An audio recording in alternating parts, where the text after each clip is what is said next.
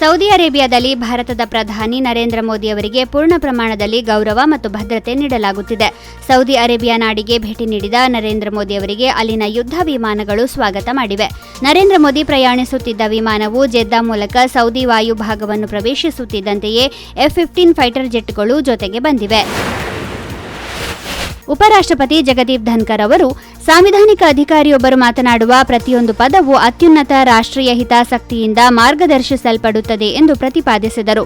ಇತ್ತೀಚಿನ supreme court ಆದೇಶದ ಕುರಿತು ಅವರ ಹೇಳಿಕೆಗಳನ್ನು ಪ್ರಶ್ನಿಸಿದ್ದಕ್ಕಾಗಿ ಅವರು ತಮ್ಮ ಟೀಕಾಕಾರರನ್ನು ತರಾಟೆಗೆ ತೆಗೆದುಕೊಂಡರು.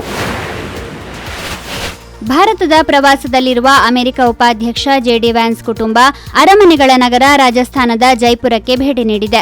ವ್ಯಾನ್ಸ್ ಕುಟುಂಬಕ್ಕೆ ಅಂಬರ್ ಕೋಟೆಯಲ್ಲಿ ಆತ್ಮೀಯ ಸ್ವಾಗತವನ್ನು ಕೋರಲಾಯಿತು. ರಾಜಸ್ಥಾನದ ಸಾಂಪ್ರದಾಯಿಕ ನೃತ್ಯ ಮತ್ತು ಅಲಂಕೃತವಾದ ಗಜಪಡೆಗಳಿಂದ ಅವರನ್ನು ಬರಮಾಡಿಕೊಳ್ಳಲಾಯಿತು. ಜಲೇಬ್ ಚೌಕ್ ಅನ್ನು ಅವರು ಪ್ರವೇಶಿಸುತ್ತಿದ್ದಂತೆ ಅಲಂಕೃತಗೊಂಡ ಹೆಣ್ಣಾನೆಗಳಾದ ಚಂದಾ ಮತ್ತು ಮಾಲಾ ಸೊಂಡಿಲೆತ್ತುವ ಮೂಲಕ ಸ್ವಾಗತ ಕೋರಿದವು. ಕಾಂಗ್ರೆಸ್ ನಾಯಕ ರಾಹುಲ್ ಗಾಂಧಿ ವಿದೇಶಿಯರನ್ನು ಸ್ವಂತದವರಂತೆ, ಭಾರತೀಯರನ್ನು ಅಪರಿಚಿತರಂತೆ ನೋಡುತ್ತಾರೆಂದು ಉತ್ತರ ಪ್ರದೇಶದ ಉಪಮುಖ್ಯಮಂತ್ರಿ ಕೇಶವ್ ಪ್ರಸಾದ್ ಮೌರ್ಯ ಮಂಗಳವಾರ ಕಿಡಿಕಾರಿದ್ದಾರೆ. ಅಮೆರಿಕದ ಬಾಸ್ಟನ್ ನಗರಕ್ಕೆ ಭೇಟಿ ನೀಡಿರುವ ರಾಹುಲ್ ಗಾಂಧಿ ಅವರು ಕಾರ್ಯಕ್ರಮವೊಂದರಲ್ಲಿ ಭಾರತದ ಚುನಾವಣಾ ಆಯೋಗದ ಕಾರ್ಯವೈಖರಿ ಬಗ್ಗೆ ಆಕ್ಷೇಪ ಎತ್ತಿದ್ದರು. 4 ವರ್ಷಗಳ ನಂತರ ಮತ್ತೆ ಅಪರೂಪದ ಕ್ಷಣ ಸೃಷ್ಟಿಯಾಗಿದ್ದು, ನಿನ್ನೆ ಬೆಳಗ್ಗೆ ಐತಿಹಾಸಿಕ ಬೇಲೂರು ಶ್ರೀ ಚೆನ್ನಕೇಶವ ಸ್ವಾಮಿ ವಿಗ್ರಹವನ್ನು ಸೂರ್ಯನ ರಶ್ಮಿ ಸ್ಪರ್ಶಿಸಿದೆ. ದೇವಾಲಯದಲ್ಲಿ ಕಳೆದ 4 ವರ್ಷಗಳಿಂದ ಸೂರ್ಯನ ರಶ್ಮಿ ಶ್ರೀ ಚೆನ್ನಕೇಶವ ಸ್ವಾಮಿ ವಿಗ್ರಹವನ್ನು ಸ್ಪರ್ಶಿಸಿರಲಿಲ್ಲ. ಮಳೆ, ಮೋಡ ಕವಿದ ವಾತಾವರಣದಿಂದ ವಿಗ್ರಹದ ಮೇಲೆ ಸೂರ್ಯನ ರಶ್ಮಿ ಬೀಳಲು ಅಡ್ಡಿಯುಂಟಾಗಿತ್ತು. ಈ ವರ್ಷ ಅಡೆತಡೆ ನಿವಾರಣೆಯಾಗಿದ್ದು ಭಕ್ತರಲ್ಲಿ ಸಾರ್ಥಕದ ಕ್ಷಣ ಮನೆ ಮಾಡಿತ್ತು.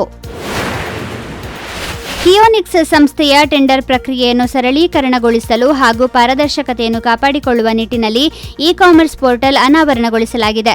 ಡಿಸಿಎಂ ಡಿಕೆ ಶಿವಕುಮಾರ್ ಅವರು ಸೋಮವಾರ ಕಿಯೋನಿಕ್ಸ್ ಕಚೇರಿಯಲ್ಲಿ ಇ-ಕಾಮರ್ಸ್ ಪೋರ್ಟಲ್ ಅನ್ನು ಅನಾವರಣಗೊಳಿಸಿದರು.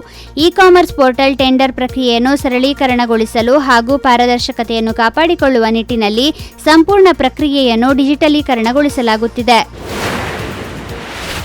ಕರ್ನಾಟಕದಲ್ಲಿ ವ್ಯಾಪಕ ಸುದ್ದಿಗೆ ಗ್ರಾಸವಾಗಿರುವ ಜಾತಿಗಣತಿ ವಿಚಾರ ದಿನಕ್ಕೊಂದು ತಿರುವು ಪಡೆಯುತ್ತಿದ್ದು, ಜಾತಿಗಣತಿಯ ಮತ್ತಷ್ಟು ಮಾಹಿತಿ ಇದೀಗ ಬಹಿರಂಗವಾಗಿದೆ.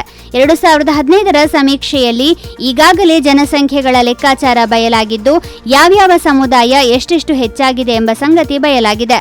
ಅದರಲ್ಲಿಯೂ 30 ವರ್ಷಗಳಲ್ಲಿ ಮುಸ್ಲಿಮರ ಜನಸಂಖ್ಯೆ 90% ಏರಿಕೆಯಾಗಿರುವ ಅಂಶ ಸೋರಿಕೆಯಾಗಿದೆ. ಅಂತೆಯೇ ಪರಿಶಿಷ್ಟ ಜಾತಿ ಸಮುದಾಯದ ಜನಸಂಖ್ಯೆ ಕೂಡ ಗಣನೀಯವಾಗಿ ಏರಿಕೆಯಾಗಿದೆ. ಕರ್ನಾಟಕದ ಜನಪ್ರಿಯ ಹಾಲಿನ ಬ್ರ್ಯಾಂಡ್ ನಂದಿನಿ ದಕ್ಷಿಣ ಭಾರತವನ್ನು ಮೀರಿ ಬೆಳೆಯುವ ಯೋಜನೆಯ ಭಾಗವಾಗಿ ದೇಶದ 2ನೇ ಅತಿದೊಡ್ಡ ಹಾಲು ಉತ್ಪಾದಿಸುವ ರಾಜ್ಯವಾದ ರಾಜಸ್ಥಾನಕ್ಕೆ ಪ್ರವೇಶಿಸಲು ಸಜ್ಜಾಗಿದೆ. ದೆಹಲಿಯಲ್ಲಿ ತನ್ನ ಕೇಂದ್ರ ಸ್ಥಾಪಿಸಿದ ನಂತರ ಕರ್ನಾಟಕ ಹಾಲು ಒಕ್ಕೂಟ ಹಾಲು ಸಂಗ್ರಹಣೆಯನ್ನು ಪ್ರಾರಂಭಿಸಲು ಮತ್ತು ರಾಜಸ್ಥಾನದಲ್ಲಿ ಸಹ ಪ್ಯಾಕೇಜಿಂಗ್ ಕೇಂದ್ರಗಳನ್ನು ಸ್ಥಾಪಿಸಲು ಯೋಜಿಸಿದೆ. ಜಾವೆಲಿನ್ ತಾರೆ ನೀರಜ್ ಚೋಪ್ರಾ ಅವರ ಕನಸಿನ ಬಹುನಿರೀಕ್ಷಿತ NC ಕ್ಲಾಸಿಕ್ ಜಾವೆಲಿನ್ ಥ್ರೋ ಸ್ಪರ್ಧೆಯ ಚೊಚ್ಚಲ ಆವೃತ್ತಿಯನ್ನು ಪಂಚಕುಲದಿಂದ ಬೆಂಗಳೂರಿಗೆ ಸ್ಥಳಾಂತರಿಸಲಾಗಿದೆ. ಮೇ 24ರಂದು ಹರಿಯಾಣದ ಪಂಚಕುಲದಲ್ಲಿರುವ ತಾಜ್ ದೇವಿ ಲಾಲ್ ಸ್ಟೇಡಿಯಂನಲ್ಲಿ ನಡೆಯಬೇಕಿದ್ದ ಸ್ಪರ್ಧೆಯನ್ನು ಫ್ಲಡ್ ಲೈಟ್ಸ್ ಸಮಸ್ಯೆಯ ಕಾರಣದಿಂದ ಬೆಂಗಳೂರಿಗೆ ಸ್ಥಳಾಂತರಿಸಲಾಗಿದೆ. ಅಕ್ರಮ ಹಣ ವರ್ಗಾವಣೆ ಪ್ರಕರಣಕ್ಕೆ ಸಂಬಂಧಿಸಿದಂತೆ ಜಾರಿ ನಿರ್ದೇಶನಾಲಯ Tollywood super star Mahesh Babu ಅವರಿಗೆ ಏಪ್ರಿಲ್ 28ಕ್ಕೆ ವಿಚಾರಣೆಗೆ ಹಾಜರಾಗುವಂತೆ ಸಮನ್ಸ್ ಜಾರಿ ಮಾಡಿದೆ.